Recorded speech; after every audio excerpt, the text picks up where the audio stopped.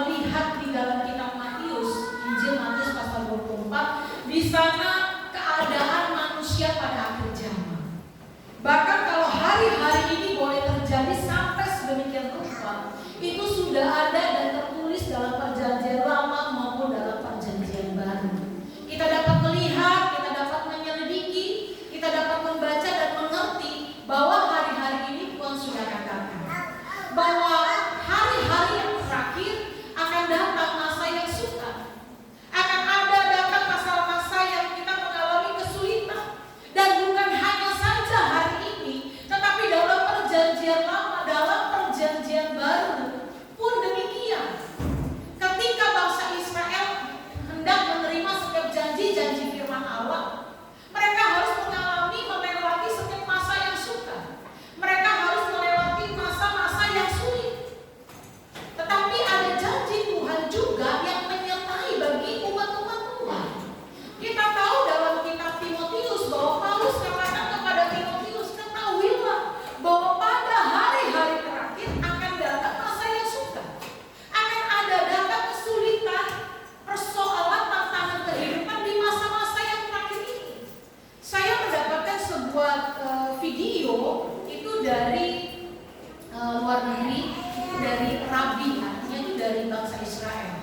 bahwa tahun 2020 sampai tahun 2030 itu adalah satu kesulitan-kesulitan, kesukaran-kesukaran yang akan terjadi dan dialami di dunia ini menurut prediksi daripada firman Allah. Dan memang betul Alkitab sudah katakan bahwa di hari-hari terakhir ini akan terjadi masa yang sukar. Tapi ingat Bapak Ibu Saudara, Abraham ketika Tuhan panggil untuk menerima setiap janji-janji Tuhan, ketika Abraham harus keluar dari tanah Ur-Kasdim untuk menerima setiap janji-janji Tuhan, tidak mudah, tidak gampang. Harus juga melewati masa-masa yang sukar. Ada contoh juga dalam Alkitab bagaimana Musa Tuhan panggil, Tuhan pilih, Tuhan tetapkan untuk menjadi pemimpin, bukan hal yang mudah, hal yang sukar. Bagaimana bangsa Israel Tuhan berikan tanah perjanjian, janjinya Tuhan, sama seperti kitab Yeremia, kitab Yesaya, tertulis di sana bahwa Tuhan merancangkan satu masa depan yang baik, masa depan yang penuh dengan pengharapan, masa depan yang penuh dengan hal-hal berkat-berkat Tuhan, dan bukan masa depan yang mendatangkan kecelakaan. Tetapi ingat Bapak Ibu Saudara, bangsa Israel diberikan tanah perjanjian, tanah Kanaan yang Alkitab katakan di sana terdapat banyak susu dan madu.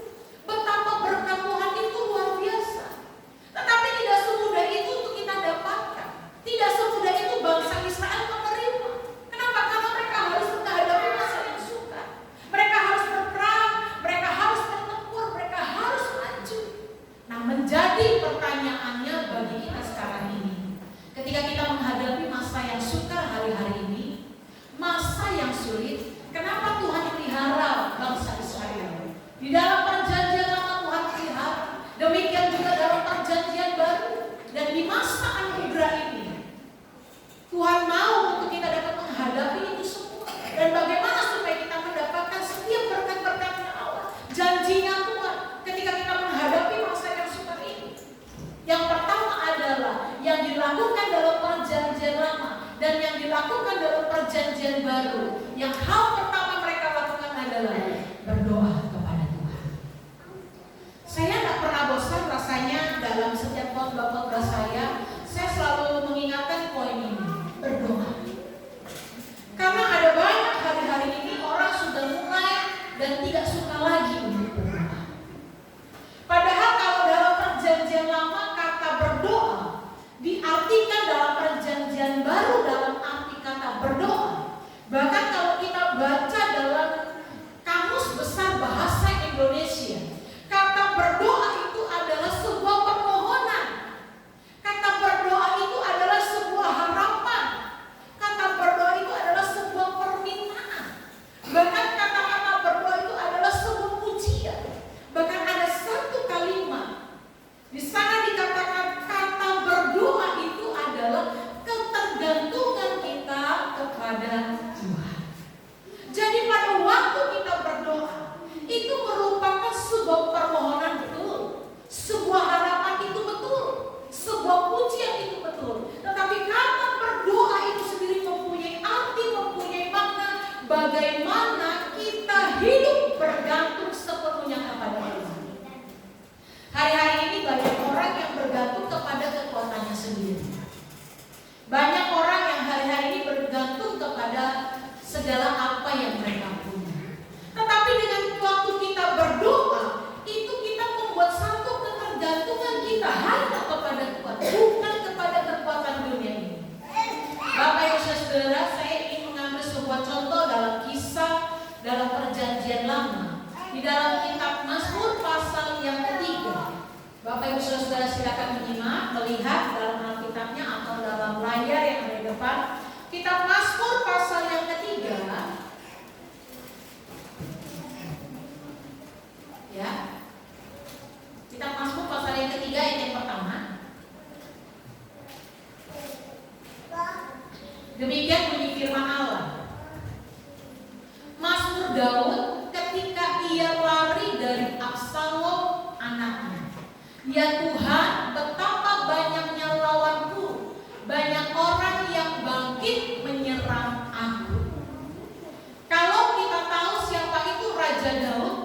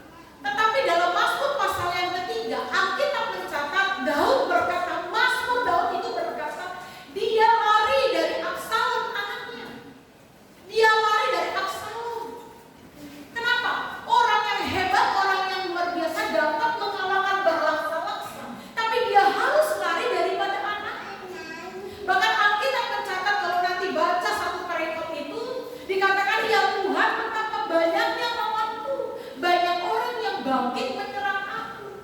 Kesukaran yang begitu hebat, kesulitan yang begitu hebat. Saya percaya banyak kerajaan yang digulingkan oleh teman dekat, banyak kerajaan yang digulingkan oleh anak buahnya dengan pegawai-pegawainya. Tetapi jarang sekali kita mendengar bahwa ada sebuah kerajaan yang digulingkan oleh anaknya. Dan ini terjadi dalam kehidupan Raja Daud. Dan Bapak Ibu Saudara tahu, kalau nanti kita baca terus-menerus dalam ayat per ayat sampai satu perikop itu, kita dapat menemui bahwa waktu masa sukar, waktu masa sulit itu terjadi, Daud alami begitu hebat. Di sana kita dapat melihat bahwa Daud mengambil satu kesimpulan, Daud mengambil satu keputusan, yaitu dia berdoa. Berdoa. Yang Daud lakukan adalah berdoa. Dan Bapak Ibu Saudara tahu, kekuatan daripada Daud adalah dia menang, dia dapat menghadapi masa sukar adalah waktu dia berdoa.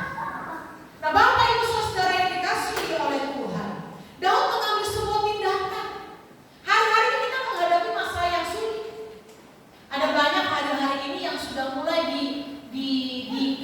bekerja di rumah. Ada hari-hari ini yang sudah perusahaan banyak yang tutup. Bahkan di Tangerang beberapa waktu yang lalu saya melihat dalam sebuah berita, banyak perusahaan yang ditutup dan pegawai-pegawai yang mengalami hal-hal demikian tidak mendapatkan timbalan yang seimbang, imbalan yang sebanding, tidak mendapatkan itu. Artinya hari-hari ini masa sukar. Bahkan kita tidak tahu, dulu teman saya pernah prediksi, karena dia pakar daripada ekonomi. Dia katakan waktu lockdown yang pertama, kalau begitu lama itu ekonomi Indonesia itu sulit banget. Tetapi pada waktu saat ini kita melihat hari-hari ini, sekarang di Jakarta mulai mengalami beberapa tempat banyak karyawannya sudah bekerja hanya di rumah, tidak masuk lagi dalam perusahaan. Dan itu terjadi, dan ketika itu terjadi pemotongan hasil. Ya, karena ada yang dapat separuh, ada yang juga seperempat. Masa sukar. Tetapi saya mau katakan kepada kita sekalian, ketika kita menghadapi masa sukar, mari kita mengambil sebuah contoh. Sikap hidup daripada tokoh-tokoh Alkitab yang mereka lakukan adalah berdoa. Dan Bapak Ibu Saudara, kalau kita melihat kekuatan daripada doa ini, terjadi hal-hal yang luar biasa. Ada satu kisah di dalam kitab Perjanjian Baru, ketika Paulus dan Silas masuk di dalam penjara. Mereka harus dipenjara oleh karena mereka memberitakan kebenaran firman Allah. Yang mereka lakukan itu hanya berdoa kepada Tuhan. Dan hal kekuatan doa itu bagaimana Tuhan bekerja secara luar biasa dan ajaib. Kalau kita dapat baca nanti dalam Perjanjian Baru, Bapak Ibu Saudara baca di rumah, bagaimana Paulus dan Silas ketika mereka berdoa kepada Tuhan, terjadi hal-hal yang dahsyat. Itu pintu-pintu penjara bisa terbuka. Mereka dapat saja dengan langsung keluar. Mereka mengalami kuasa dan mujizat Tuhan. Dalam Perjanjian Lama pun kalau kita baca bagaimana Musa itu menuntun bangsa Israel keluar dari tanah Mesir, ketika mereka berdoa laut itu terbelah. Itu bukan hanya berita isapan jempol, tapi itu merupakan satu sejarah dan itu merupakan hal yang sudah terjadi. Bagaimana laut itu terbelah oleh karena Musa berdoa kepada Tuhan. Saya ingin percaya pagi hari ini tidak ada perkara yang mustahil bagi Tuhan. Tuhan sanggup mengadakan hal yang luar biasa dalam hidup kita. Ketika Elia berdoa kepada Tuhan, sudah 3 tahun 6 bulan tidak terjadi hujan. Coba bayangkan Bapak Ibu Saudara, kita tidak hujan 6 bulan saja, pohon-pohon pada kering. Tidak terjadi hujan selama 9 bulan, selama 1 tahun, terjadi kemarau di mana-mana. Sedangkan ini 3 tahun dan 6 bulan tidak terjadi hujan. Tetapi apa yang terjadi ketika Elia berdoa kepada Tuhan, agar Tuhan memerintahkan hujannya turun ke atas bumi.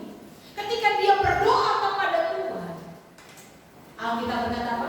Maka terjadilah turun hujan. Lalu kita berkata, oh Musa itu nabi, Elia itu nabi, siapalah saya ini? Di dalam Alkitab mencatat itu dalam perjanjian baru. Saya tidak mencatat ayatnya, tapi Bapak Ibu Saudara boleh nanti lihat ya. Di sana dikatakan Elia itu hanya manusia biasa. Bukan karena dia nabi, bukan karena dia orang yang mungkin hebat, tidak. Tetapi dia adalah manusia biasa. Tapi ketika dia berdoa kepada Tuhan dengan sungguh-sungguh, maka Tuhan mendengar setiap doa. Nah Bapak Ibu Saudara, hari ini kita berkata, Tuhan saya ini tidak punya kepintaran apa-apa. Kita berkata mungkin hari ini saya tidak bisa apa-apa. Kita hari ini berkata, Tuhan sekarang rasanya pintu semua tertutup. Kita berkata hari ini Tuhan tidak ada seorang pun yang dapat menolong saya. Tapi saya mau katakan kepada kita sekalian, waktu kita menghadapi masa sukar, mari kita datang berdoa kepada Tuhan, dan Tuhan akan memberikan kemenangan. Satu ayat di dalam 1 Petrus pasal yang ketiga ayat yang ke-12.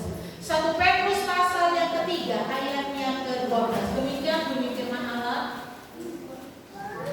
1 Petrus pasal yang ketiga ayat yang ke-12 dikatakan demikian, sebab mata Tuhan tertuju kepada orang-orang benar dan telinganya kepada permohonan mereka yang minta tolong, tetapi wajah Tuhan menentang orang-orang yang berbuat jahat. Saya ingin menggarisbawahi permohonan mereka yang minta tolong.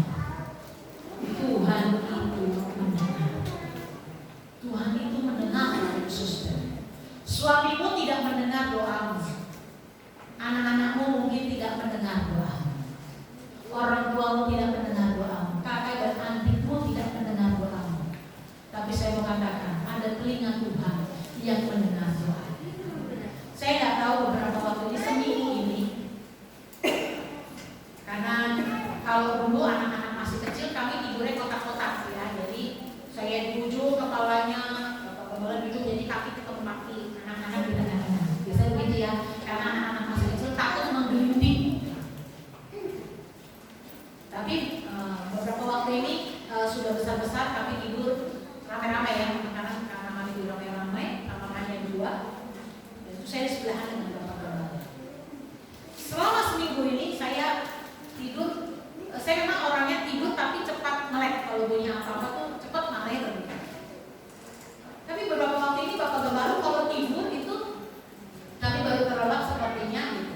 Tapi tiba-tiba Bapak Gembala dalam tidurnya, tiba-tiba Bapak Gembala penyembahan, berdoa. Dan saya sama keluarga sih ngomong gitu ya. Lalu kalau panggil papi gitu. Tidur tapi sedang dalam penyembahan. Tiba-tiba Bapak Gembala bilang haleluya Tuhan, haleluya. Lagi tidur selama seminggu ini beberapa kali. Lalu korek dampingi papi, jangan gitu dong tidurnya, aku jadi takut. Emang kenapa kok papi tidur penyembahan? Lalu Bapak Gembala lagi kata Tuhan, papi suruh berdoa lagi tidur. Bapak Gembala berdoa. Dan rupanya bukan hanya Bapak Gembala yang demikian ya. Saya juga tadi malam 2 kali dibangunkan keluarga. Entah kenapa saya lagi tidur, tiba-tiba saya berdoa.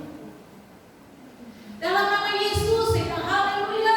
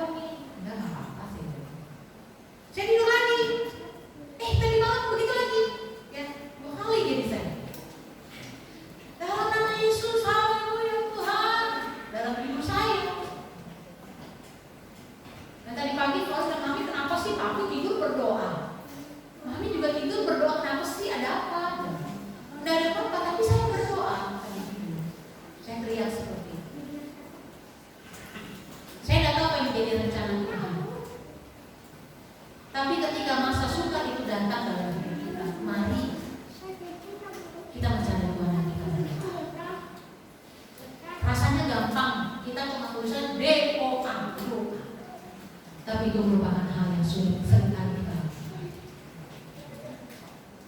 Jangan pada waktu posisi kita tidak menerima hal yang baik kita berdoa. Jangan pada waktu keadaan itu baik-baik saja dalam zona nyaman, kita tidak suka berdoa. Justru berdoalah senantiasa. Alkitab berkata berjaga-jagalah. Karena kita tidak tahu kapan dan waktunya. Tapi kita perlu berjaga-jaga. Bapak Ibu Saudara, hari-hari ini, ya bahkan tadi pagi saya juga dari kemarin menerima WA Ibu Gembala, besok ada ibadah enggak? Karena beberapa tempat gereja-gereja sudah mulai menutup ibadah. Nanti akan ada waktunya, akan ada saatnya sesuai dengan kebenaran firman Allah. Kita sulit sekali untuk mendengarkan setiap kebenaran firman Allah. Ada waktunya nanti, akan ada masanya kita tidak dapat beribadah. Justru saat ini, waktu kita dapat datang untuk beribadah, mari sungguh-sungguhlah untuk kita beribadah. Ada waktunya nanti kegemparan itu datang. Masa yang sulit, masa yang sukar yang harus kita hadapi. Mari persiapkan diri dengan kita mengambil sebuah tindakan berdoa kepada Tuhan. Saya tidak pernah putus-putus, tidak pernah berhenti untuk mengingatkan kita. Bahkan di rumah tangga kami, ayo berdoa. Ayo berdoa. Sekecil apapun, ambil kesempatan itu berdoa. Mungkin kita punya waktu 5 menit, mari ambil kesempatan itu untuk kita berdoa kepada Tuhan. Karena nanti ada masanya, ada waktunya. Kita sulit sekali untuk melakukan setiap kebenaran firman Allah. Poin yang kedua, bagaimana mereka dan kita menghadapi setiap masa yang sukar. Yang kedua adalah jangan pernah ragu dan bimbang akan pertolongan Tuhan. Waktu kita berdoa, hari ini, detik ini mungkin Tuhan belum jawab. Ada jawaban Tuhan, hari ini kita berdoa, hari ini juga datang berkat Tuhan ini. Tapi ada kalanya, ada waktunya kita harus menunggu. Kita harus menanti. Dan di dalam penantian kita, untuk menerima setiap janji Tuhan, untuk menerima setiap kemenangan itu, kita jangan ragu dan jangan bimbang. Di dalam kitab Yakobus pasal yang pertama ayat yang ke-6, coba kita akan lihat dulu. Yakobus pasal yang pertama ayat yang ke-6 demikian. Hendaklah ia memintanya dalam iman dan sama sekali jangan bimbang, sebab orang yang bimbang sama dengan gelombang laut yang diombang-ambingkan kian kemari oleh angin. Jangan bimbang, jangan ragu. Alkitab berkata orang yang bimbang, orang yang ragu itu sama ketika kita berada di gelombang laut yang diombang-ambingkan kian kemari oleh angin. Bapak Ibu Saudara, beberapa tahun yang lalu ada acara namanya Super Deal, ya pernah nonton? Saya senang sekali tuh ya, sekilas tak nonton. Kenapa? Karena harganya bagus-bagus. Kadang motor sampai 3 biji, ya, mobil. Kadang-kadang saya bilang ini benar apa enggak ya. Tapi acara itu berlanjut terus. Tapi ada masanya, ada kalanya ini hadiahnya di layar 1, 2, 3. Dia pilih layar 1. Padahal di dalam layar 1 itu sudah ada perangkat, perabotan, ya, bahkan ada mobil, gitu. Ada mobil 1, ada motor 2 di dalam kotak-kotak yang ditutupi. Lalu pembawa acara bilang mau nomor 1 atau nomor 2.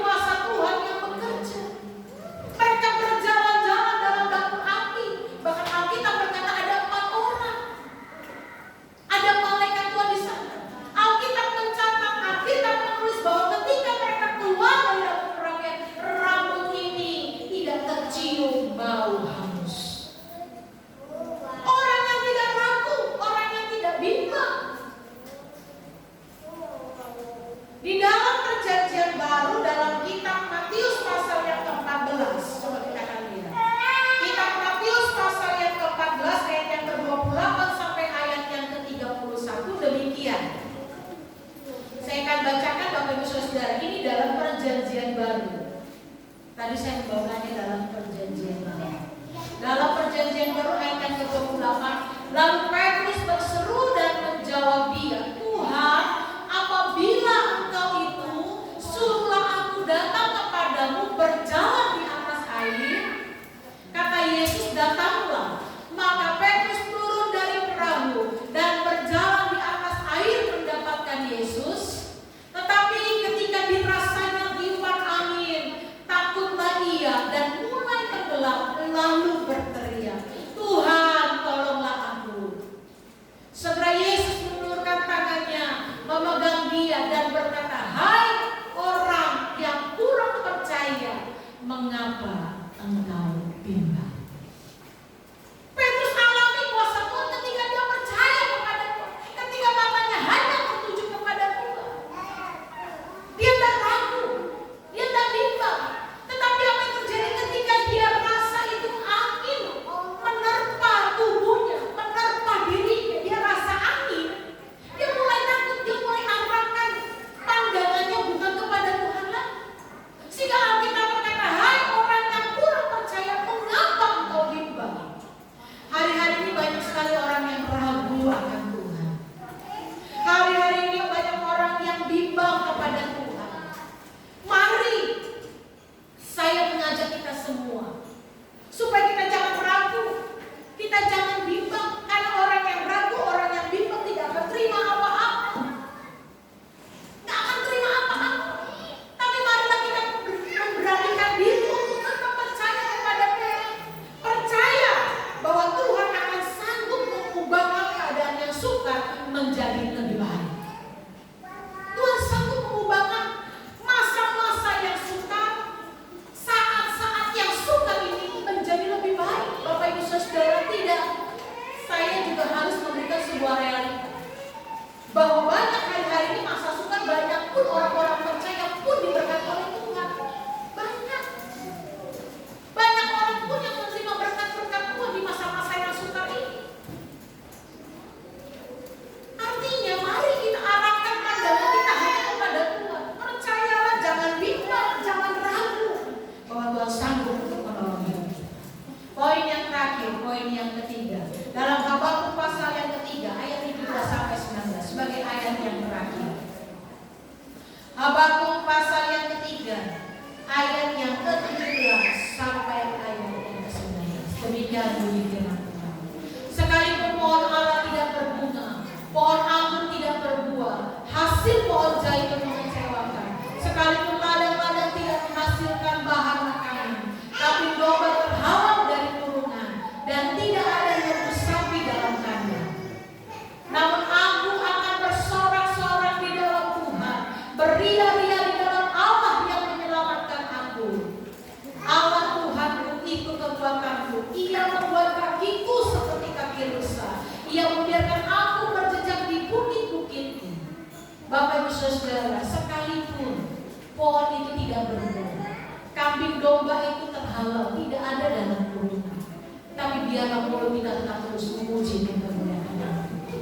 Baiklah mulut kita tetap terus bersukaria di dalam Tuhan, bersorak-sorai. Sekalipun hal yang sulit, hal yang sukar, Tuhan akan menolong hidup kita. Firman Tuhan, saya percaya, mengingatkan kita kembali ketika kita menghadapi masalah yang sulit, masa yang sukar. Marilah kita tetap terus berdoa. Marilah kita tidak ragu dan tidak bimbang, dan marilah tetap terus kita memperdulikan Allah. Karena hanya Tuhan yang patut kita sembahkan.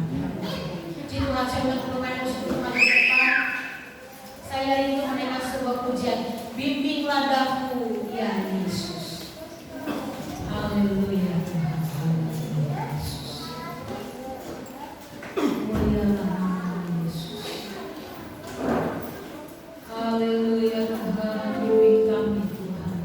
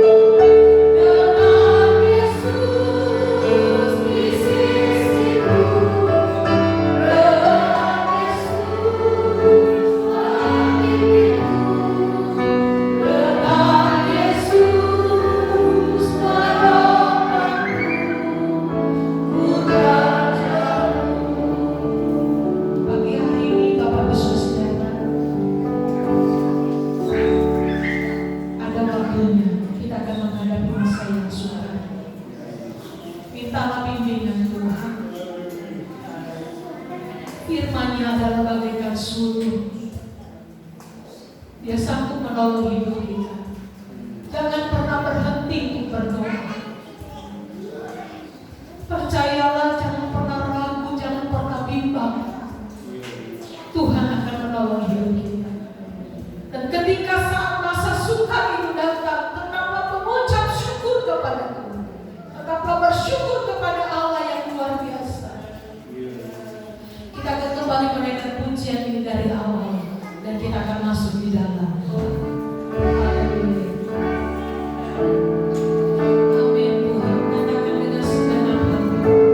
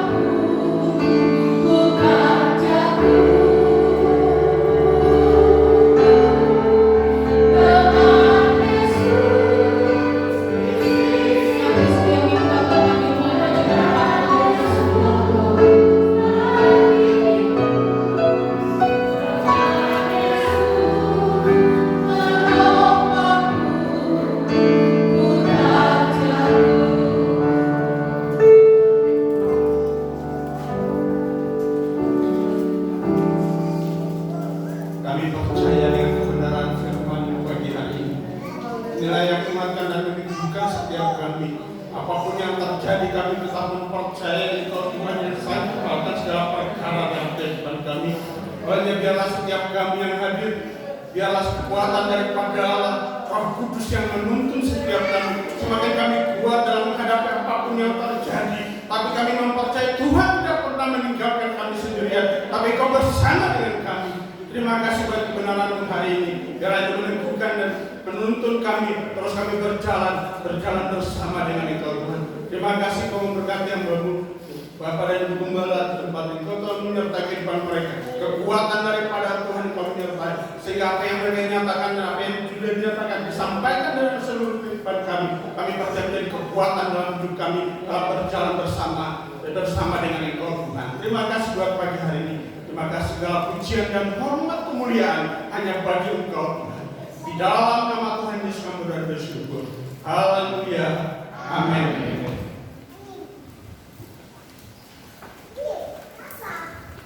Puji Tuhan, kita sudah diberkati dengan kebenaran firman Tuhan yang luar biasa. Saatnya kita akan memberkati pekerjaan Tuhan di tempat ini dengan persembahan kita. Saya persilakan yang bertugas.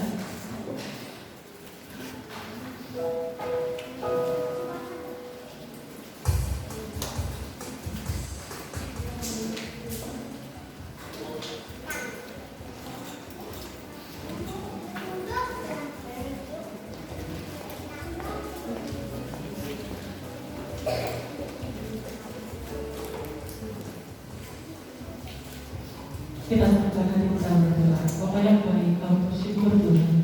Dan karena kebaikan Tuhan yang boleh menerima berkat yang luar biasa bagi dalam kebenaran firman-Mu. Kita akan mengumpulkan persembahan kami Tuhan yang berguna untuk pelayanan pekerjaan Tuhan di tempat ini. Tuhan memberkati setiap tangan-tangan yang memberi, bahkan yang tidak dapat memberi Tuhan juga berkati. Terima kasih Tuhan. Kami akan memberi dengan sukacita di dalam nama Tuhan Yesus Kristus. Haleluya. Amin. Sebagai Raja Wali,